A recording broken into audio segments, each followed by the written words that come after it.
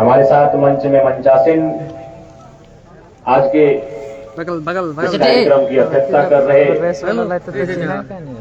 लखन ठाकुर जी, उनके साथ समिति के महासचिव केवट जी, मंच संचालन कर रहे प्रोफेसर साहब तथा हमारे पार्टी की महिला नेत्रीगण, हमारे पार्टी के बोकारो जिला के जिला अध्यक्ष, महिला मोर्चा के जिला अध्यक्ष और साथ ही उपस्थित तमाम रैयत विस्थापित ग्रामीण जनों। जी हाँ, आज सभी वक्ताओं ने जो हमसे पूर्व बातों को कहा उनको आपने भी सुना, मैंने भी सुना। आज उनकी बातों में वही पीड़ा की झलक है जिस पीड़ा के साथ हमने झारखंड राज्य को अलग किया था, जिस पीड़ा के समाधान के लिए हमने झारखंड राज्य को अलग किया था।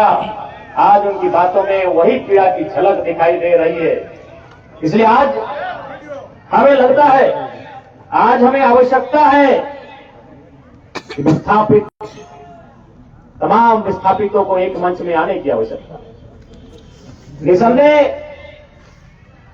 आज चाहे वह बीसीसीएल के विस्थापित हों, सीसीएल के विस्थापित हों, डीवीसी के विस्थापित हों या बीएसएल के विस्थापित हों, आज कहीं ना कहीं इस बात को हमें स्वीकार करना होगा कि हम विस्थापितों में भी कई समूह, कई ग्रुपों में हम लोग विभाजित हो चुके हैं। आज यदि हम लोग अपनी निजी महत्वाकांक्षा को किनारे रख के, किनारे हटा के अगर नहीं हम लोग मध्यस्थता करते हैं, एक मंच में नहीं आते हैं, तो आने वाला दिन आपके लिए बड़ा दुभर लग रहा है। आने वाला दिन और कष्टकारी और पीड़ादायक होगा। इसका अंदाजा आप लगा सकते हैं कि एक विधायक होने के बाद आप देख सकते हैं हमारे साथ क्या व्यवहार हुआ।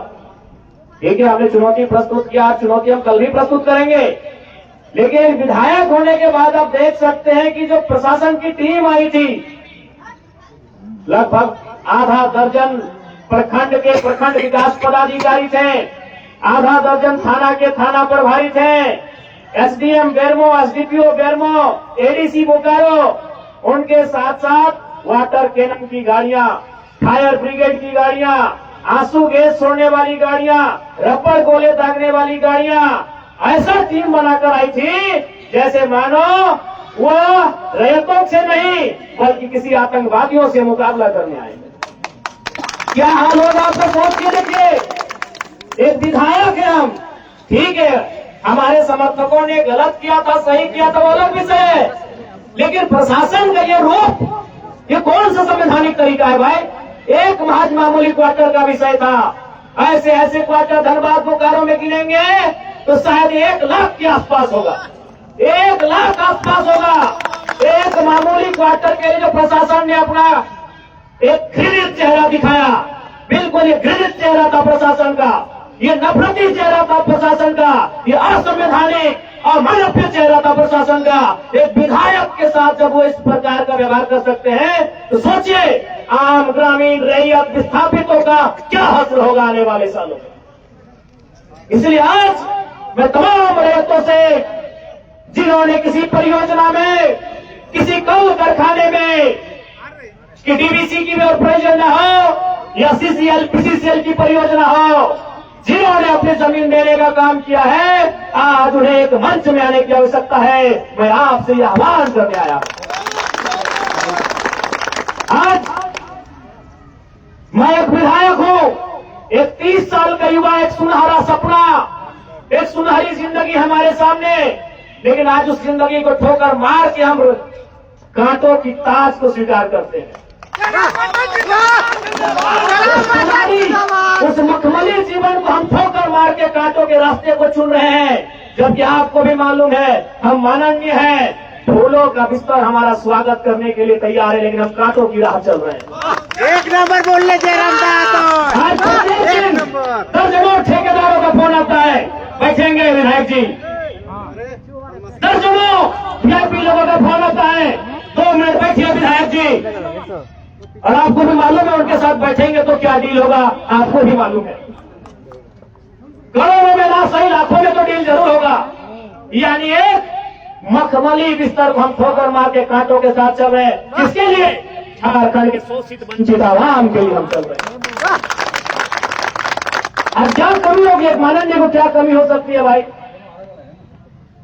हमें आवास मिलेगा, गाड़ी की सुविधा मिलेगी, टीए मिलेगा, हर प्रकार की सुविधा मिलेगी, भत्ता मिलेगा, हवाई यात्रा मिलेगा, रेलवे की यात्रा मिलेगी और लाखों रुपए की सैलरी मिलेगी। और उन चीजों को दरकिनार करते हुए, उस ऐशो आराम के जीवन को ठोकर मारते हुए हम आपके बीच विधायकी के साथ साथ अपनी जान को हथेली में लेके घूम रहे हैं। बताइए कोई झारखंड के इतिहास में ऐसे आज के इस दौर में एक भी विधायक का नाम बताइए। अरे विधायकी तो छोड़िए, हम अपने जान को हथेली में लेके घूम रहे हैं। जिस दिन 2 बजे रात को हम पैरवा में आए, हमारी गाड़ी में हमारा एक भी आरक्षण नहीं था। वे लोग सो चुके थे। हमने कहा कोई दिक्कत नहीं है। हमने केवल ड्राइवर को फोन किया, वो भी अपने ससुराल में थे। क्योंकि आपको भी मालूम है मेरे घर में इतना जगह नहीं है कि हम 4 लोगों को ठहरने के लिए बोल सके। बगल में हमारे एक मित्र का घर है, वहीं रात रहने के लिए हम जाते हैं। वो विधायक है। हमने तुरंत कहा कि अगर हम अपने आरक्षक को लेने के लिए जाएंगे तो शायद 10 से 15 मिनट का लेट होगा। उतना देर में हम कम से कम डुमरी की दूरी पार कर जाएंगे। 20 किलोमीटर हम 15 मिनट में सफर कर जाएंगे। इसलिए आरक्षक को सोने दीजिए, हम अकेले आएंगे। हम अपने जान को, अपने जीवन को हथेली में रख के चल रहे हैं। किस लिए? क्योंकि आज झारखंड की शोषित वंचित जनता को न्याय मिल सके। तो आप इतना तो कर सकते हैं, एक 30 साल का लड़का अपने आराम के जीवन को छोड़कर, ऐशो आराम को छोड़कर आज आपके लिए कांटों के रास्ते में चलने के लिए तैयार है। आप कम से कम ये जो 15, 16, 50, 60 समितियां बना के रखे हैं विस्थापन के नाम में, क्या एक नहीं कर सकते हैं? आप कीजिए। आप जिस दिन एक करेंगे इनको यहां से उखाड़ के फेंक देंगे। अब कीजिए। आज बीएसएल में भी हम जाते हैं, वहां 52 समितियां हैं। विस्थापन मोर्चा, विस्थापन क्रांतिकारी मोर्चा, विस्थापन उलगुलान मोर्चा, तो विस्थापन इंकलाब मोर्चा, 52 से 50 समितियां हैं। आप अपने आप को एक कीजिए। आज अपने निजी स्वार्थ का त्याग कीजिए। आज अपने मन के मतभेद को त्याग कीजिए।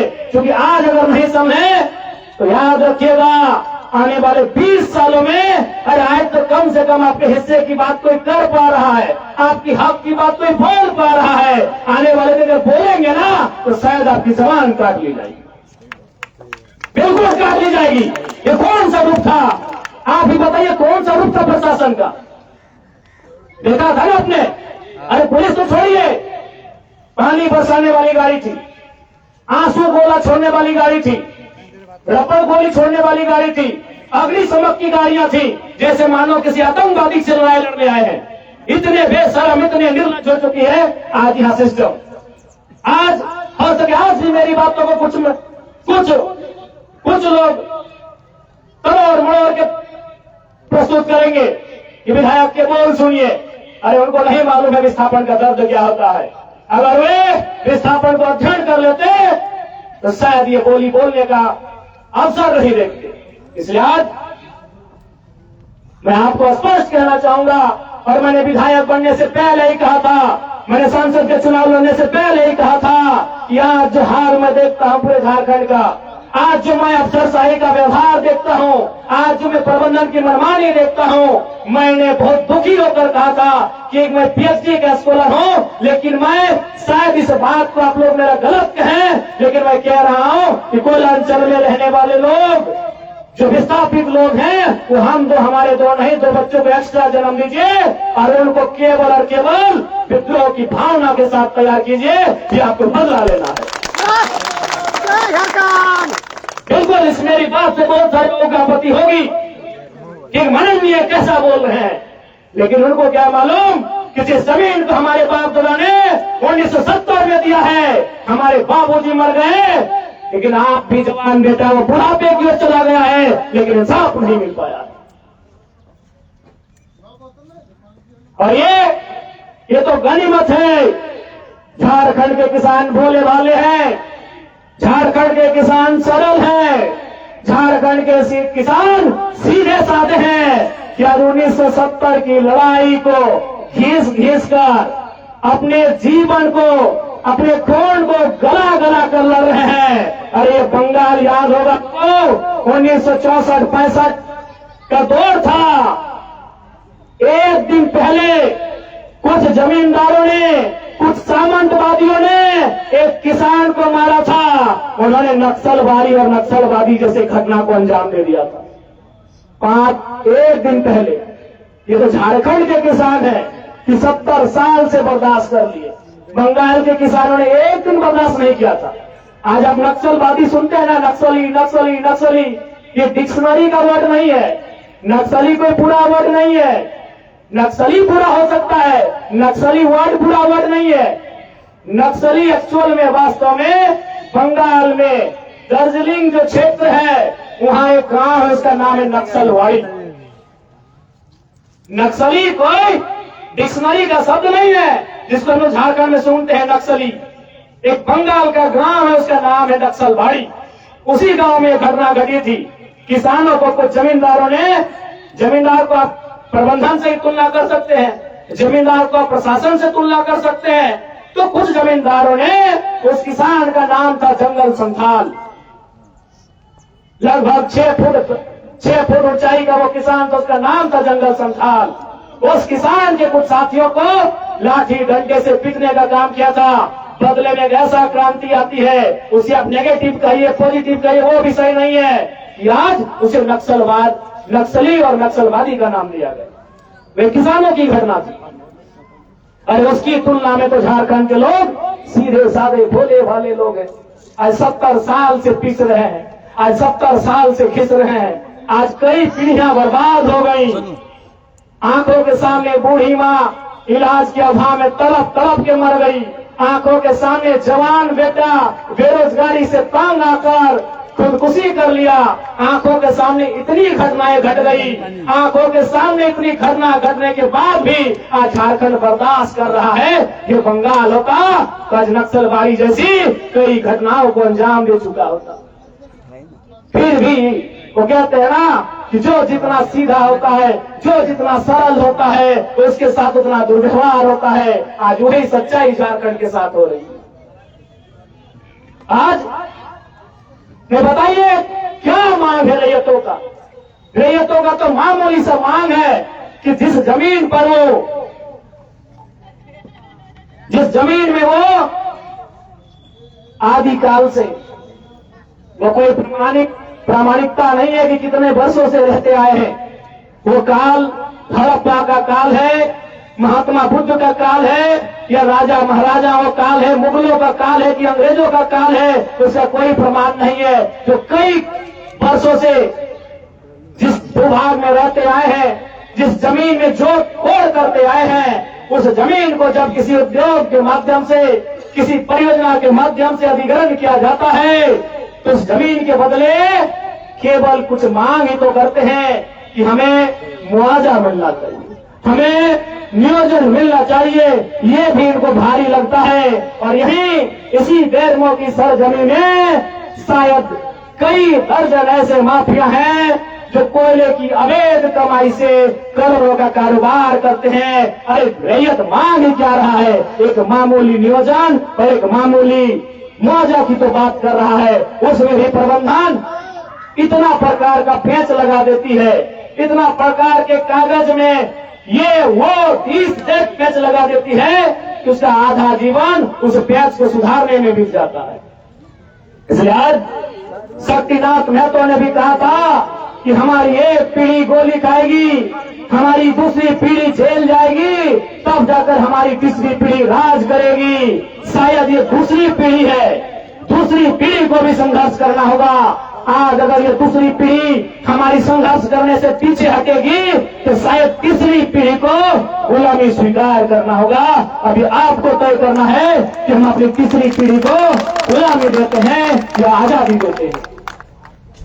इसलिए आज विस्थापित क्षेत्रों में आवश्यकता है एक क्रांति की, विस्थापित क्षेत्र में आवश्यकता है एक उन्मूलन की, विस्थापित क्षेत्र में आवश्यकता है एक इनकलाब की। आज हमें एकजुटता के साथ उस इनकलाब को, उस क्रांति को धरातल पर उतारने की आवश्यकता है। मैं आज बेरमो की मिट्टी से ये आह्वान करने आया। और हाँ, क्योंकि आज सिस्टम पूरा हमारे खिलाफ है, ये पूरा सिस्टम ही हमारे खिलाफ है। इनको रैयतों का चक्का जाम दिखेगा, इनको रैयतों का धरना दिखेगा, इनको रैयतों का प्रदर्शन दिखेगा, लेकिन इनको माफियाओं की कोयला चोरी नहीं दिखेगी। ये हमारा सिस्टम है। यही उस दिन बहुत तमतमा रहे थे बेरमो के एसडीएम। खैर, कुछ महीना बीतने दीजिए, हम खुद डुमरी में उनको कोयला गाड़ी पकड़ के बुलाएंगे और उनकी मर्दानगी को चुनौती देंगे।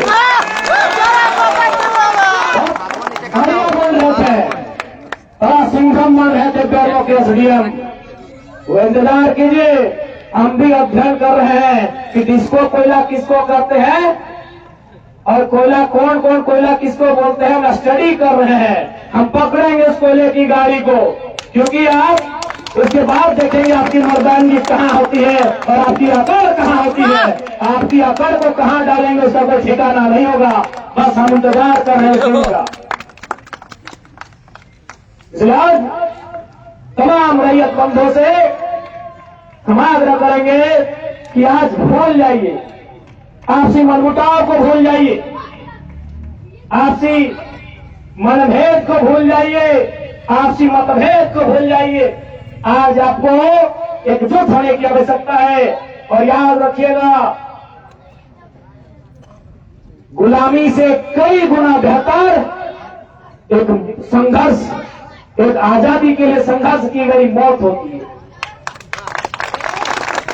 गुलामी से कई ज्यादा गुना बड़ी होती है वो मृत्यु, बड़ी होती है वो शहादत जो हक और लड़ाई के लिए दी जाती है। आज कितने दुख की बात है, आज कितने शर्म की बात है कि आज हम जमीन लेने के बाद भी भीख मांगने की नौबत है। ये भीख ही है। ये नियोजन 30 साल का नियोजन हम तो भीख ही मांग रहे हैं। हमने रैक नहीं मांगा, हमने ट्रांसपोर्टिंग नहीं मांगा, हमने आउटसोर्सिंग नहीं मांगा, हम नियोजन मांग रहे हैं। कितना दुर्भाग्य का बात है। इसलिए आज एकजुट होने की आवश्यकता है। इस लड़ाई को आर पार लड़ने की आवश्यकता है। इस लड़ाई को अंतिम बार लड़ने की आवश्यकता है। अंतिम बार लड़िए। 1970 शायद 2-4 साल आगे पीछे हो सकता है, लेकिन अनुमानित जब राष्ट्रीयकरण हुआ खानों का 72-73, उसी दौर से हम लोग लगातार अपनी लड़ाई को लड़ रहे हैं। एक राउंड फिगर में हमने 70 कहा है। उसी दौर से आज 2024 आ चुका है, लगभग 50 साल का समय। अगर हम एक उम्र के हिसाब से आकलन करें तो शायद 2 पीढ़ियां, क्योंकि एक पीढ़ी 25 साल की होती है गार्जियनशिप की। एक कोई भी व्यक्ति जब गार्जियनशिप करता है तो शायद 40 साल की उम्र में करता है, वो 60-65 साल तक परिवार का गार्जियन बन के रहता है। यानी 2 पीढ़ियां हमारी गुजर गई, 2 पीढ़ियां हमारी गुजर गई। इसलिए अब अगली पीढ़ी को लड़ने की नौबत न आए, वो इंतजाम करने की आवश्यकता है। मौत एक दिन सबको आएगी, जनरल मैनेजर को भी आएगी, एसडीएम को भी आएगी, एसडीपीओ के भी आएगी, लेकिन हमारी मौत तो कुत्तों से भी बदतर आ रही है। अपने अंदर के स्वाभिमान को ललकारना होगा।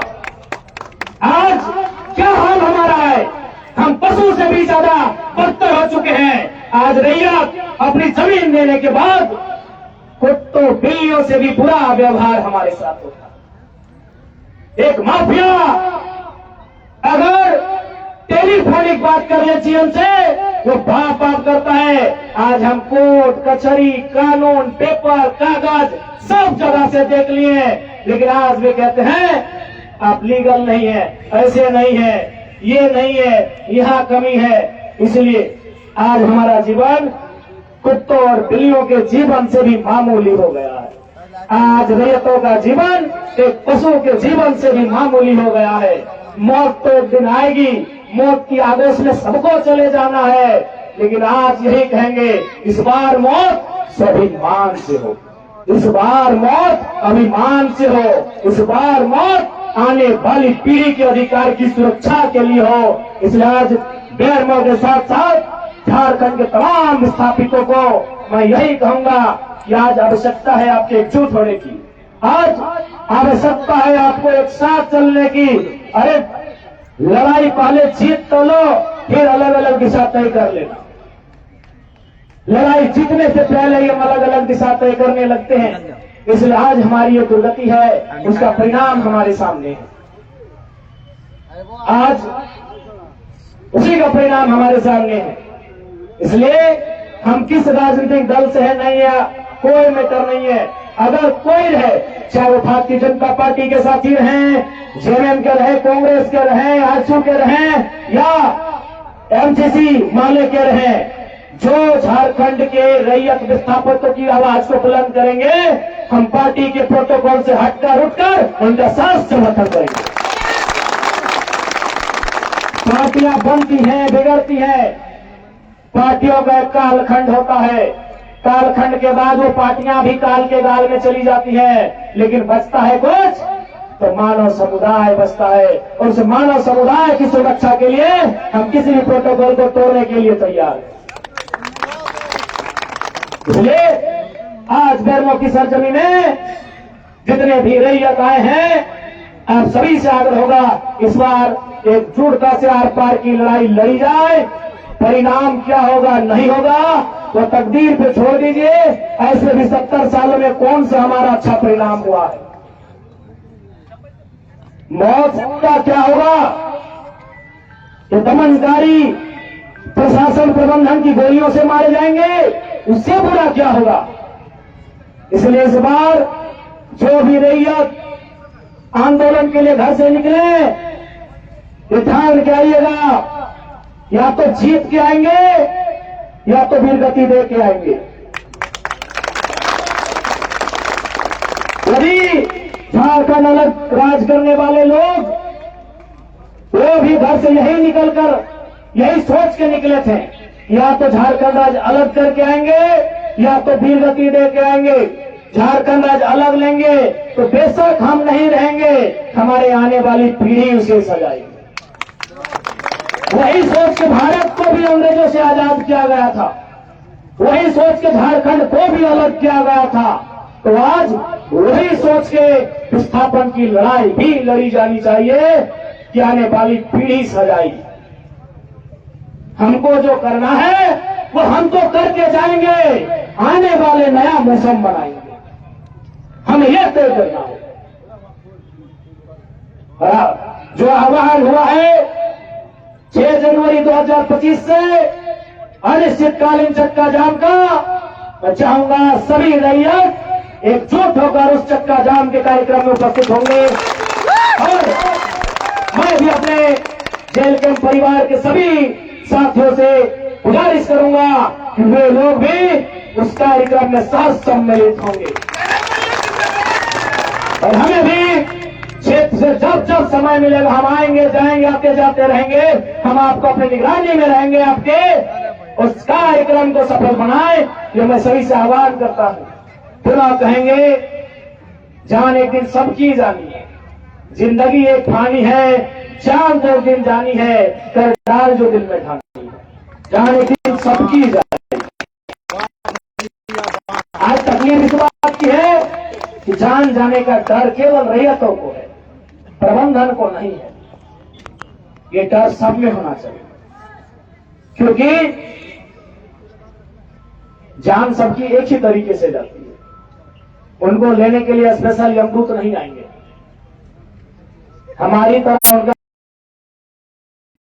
न करते हुए आप समझ सकते हैं कि क्या उनका रूप है।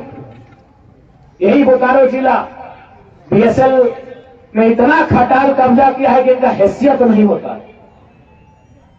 कई एकड़, कई हजार एकड़ जमीन में कब्जा है, इनकी औकात नहीं होती है। सोच के मंजर क्या होगा। जंगल का हिस्सा, टुंडी का वो पहाड़, जहां जहां कोलियरी है, जहां जहां उद्योग है, जहां जहां इनकम का सोर्स है, वो क्षेत्र नहीं बचे। चाहे वो गोमिया रहे, चाहे वो कठारा रहे, चाहे वो बेरमो रहे, चाहे वो चंद्रपुरा रहे, चाहे वो बागमारा रहे, चाहे वो झरिया रहे, चाहे वो रामगढ़ रहे, चाहे वो रजरप्पा रहे, चाहे वो चिरकुंडा रहे, चाहे वो फरकुंडा रहे, नहीं बचेगा। बचेगा तो केवल नावाडी का ऊपर घाट, टुंडी का जंगल, मेरा तो चांची का पहाड़, बचेगा कसमार का गांव, बचेगा झुमरा का चतवा चट्टी का इलाका। अगर आज हम हिम्मत नहीं करते हैं, 20 सालों में आपके सामने एक बदलती हुई तस्वीर दिखेगी और उस तस्वीर में आप बस केवल साफ करेंगे ये तस्वीर, ये गांव हमारा हुआ करता था, ये गांव हमारे दादाजी का था, ये हमारे गांव नाना जी का था, यहाँ बचपन में नानी के साथ मेला देखने जाते थे। आज वो किनके कब्जे में जाएगा? यही माफियाओं के कब्जे में चला जाएगा। माफियाओं कब्जे में क्यों जाएगा? न संवैधानिक पद में रहने वाला एसडीएम उनका सपोर्ट करता है, संवैधानिक पद में रहने वाला एसडीपीओ उनका सपोर्ट करता है, संवैधानिक पद में रहने वाला जनरल मैनेजर उनका सपोर्ट करता है। ये हालत है। इसलिए आज एक क्रांति की आवश्यकता है। रैतों के बीच से क्रांति होनी चाहिए, रैतों के बीच से गुलगुलाहट होना चाहिए, रैतों के बीच से एक इनकलाब होना चाहिए, और यह इनकलाब एक नया सैलाब लेके आएगा, इसकी तैयारी होनी चाहिए। हम फिर कहेंगे, हमको बिल्कुल अपनी जान की भी परवाह नहीं है, हमें किसी चीज की परवाह नहीं, हम जान हथेली में लेके चलते हैं। जब आपको चाहिए हम थाली में सजा के दे देंगे, लेकिन एक शर्त है, बस एक ही शर्त है कि जिस दिन हम जान लेंगे उसके बाद फिर कोई नया जान जाने की जरूरत ना पड़े। तो दिन चाहिए, आज चाहिए, आज हमारी जान को शर्त ले लो, थाली लेके आओ, हम थाली में गर्दन सौंपते हैं, लेकिन एक ही शर्त है कि मेरे बाद कोई फिर दूसरा गर्दन नहीं कटना चाहिए। फिर हम दे देंगे, रोज हम थैली पे ही लेके चलते हैं। 1 महीने का विधायक होना कितना संकट है, 1 महीने। उनको मालूम है कि जनता का काम है, जनता हल्ला करेगी। लोग ऐसे बोलते हैं, विधायक लोग कभी कभी हमको भी बोलते हैं कि अरे बाबू जनता लगो फिर भुलाए जी तो की पगलेटी करे हैं। ऐसे हमको भी 2-4 को लेक्चर देता है कि जनता का काम है हल्ला करना, ऐसे बोलता है। अरे चुपचाप रहो, कभी कभी आंख बंद करे लगे, कभी कभी कान बंद करे लगे, कभी कभी जुबान बंद करे लगे, और कोई आंखों खुला रखल है, कानों खुला रखल है, और इतना बोल रहा है कि तो बड़ी रिस्क हो। हम कहे कोई दिक्कत ना है, बस एक गो तमन्ना है, हमर जान के बाद और कोई दूसरा जान जाए ना जाए।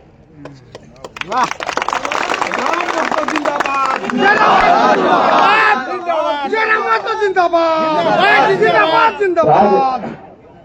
6 तारीख के इस कार्यक्रम को सफल बनाए, उसके लिए अभी हमारे पास जो पर्याप्त समय है, तैयारी किया जाए। हमारे संगठन की ओर से पुरजोर सहयोग रहेगा, हमारी उपस्थिति रहेगी। और मैंने फिर वही कहूंगा, जब भी रैतों की बात, अच्छा एक बात सुना था, विधानसभा का जो सत्र चलेगा फरवरी के आसपास, फरवरी मार्च में विस्थापन के मुद्दे को उसी अंदाज में उठाएंगे जिस अंदाज में बिल्कुल विधानसभा में इस बार विस्थापितों का मामला ऐसा गूंजेगा मानो किसी विधायक की आवाज नहीं हो, झुमरा के किसी शेर की आवाज। बात के लिए आप लोग टेंशन मत लीजिए। ऐसे भी जब हम विधानसभा के अंदर नहीं गए थे तो बहुत सारे लोग बोलते थे कि देखेंगे ना जरा में स्कॉर्पियो में जैसा बोलता है वहां कैसा बोलेगा। आप बोल रहा है कि अपन से भी तेज बोलता है वहां तो निश्चित रहिए हम वहां भी अपनी आवाज को बुलंद करें पूरा, क्योंकि समय अभाव है। हम लोग को कसमार के बाद फिर रांची चल के जाना है, कल रामगढ़ भी जाना है, और हम वो एक ही लोग शायद जैसा विधायक हैं तो सारा विधानसभा को देख रहे हैं। जब हमारी जरूरत पड़ेगी हम आपके बीच रहेंगे। आज पुनः विस्थापित तमाम विस्थापित अभिभावक, विस्थापित परिवार से आए हुए हमारी माताएं बहनें, हमारे नौजवान संगी साथी, आप सभी को इनकलाबी जोहार, जय झारखंड, जोहार झारखंड। विस्थापित एकता को बुलंद करें, झारखंड की आवाज को बुलंद करें, अपने हक अधिकार की लड़ाई को बुलंद करें। और साथ ही साथ आज के इस कार्यक्रम में उपस्थित जितने भी मीडिया के साथी आए हैं, जितने भी मीडिया कर्मी आए हैं उनको अभिनंदन करते हैं। और हम चाहेंगे, उनसे विशेष चाहेंगे कि न्यायपालिका तक विस्थापित की आवाज, विस्थापित का समस्या जाते जाते एक पीढ़ी बीत जाती है, कम से कम मीडिया पत्रकारिता में इस प्रकार विस्थापितों की आवाज की गूंज हो कि गूंज दिल्ली तक सुनाई दे। मैं उनसे आह्वान करता हूं, क्योंकि आज कार्यपालिका मौन हो चुकी है। कार्यपालिका यानी उसी के अंग है डीसी, उसी के अंग है एसडीएम, उसी के अंग है सीओ बीडीओ। कार्यपालिका लगभग अपनी आंख को बंद कर चुकी है, क्योंकि उनको भी मालूम है क्यों लफड़े में पड़ना है। एक अच्छी खासी नौकरी है, अच्छे खासे परिवार है, उसी में जीवन यापन करना है। विधायिका से सवाल जवाब हम विधानसभा के सत्र में करेंगे और न्यायपालिका काफी दूर है। अभी हमारे सामने कोई मौजूद है तो पत्रकारिता के बंधु मौजूद हैं। हम चाहेंगे कि लोकतंत्र का चौथा स्तंभ रैयतों की आवाज को इतना बुलंद करे कि इस बार उनके साथ इंसाफ होकर रहे। हम आपसे ये अनुरोध करते हैं। सुना सभी का धन्यवाद, जोहार, आदाब, नमस्कार, जय झारखंड।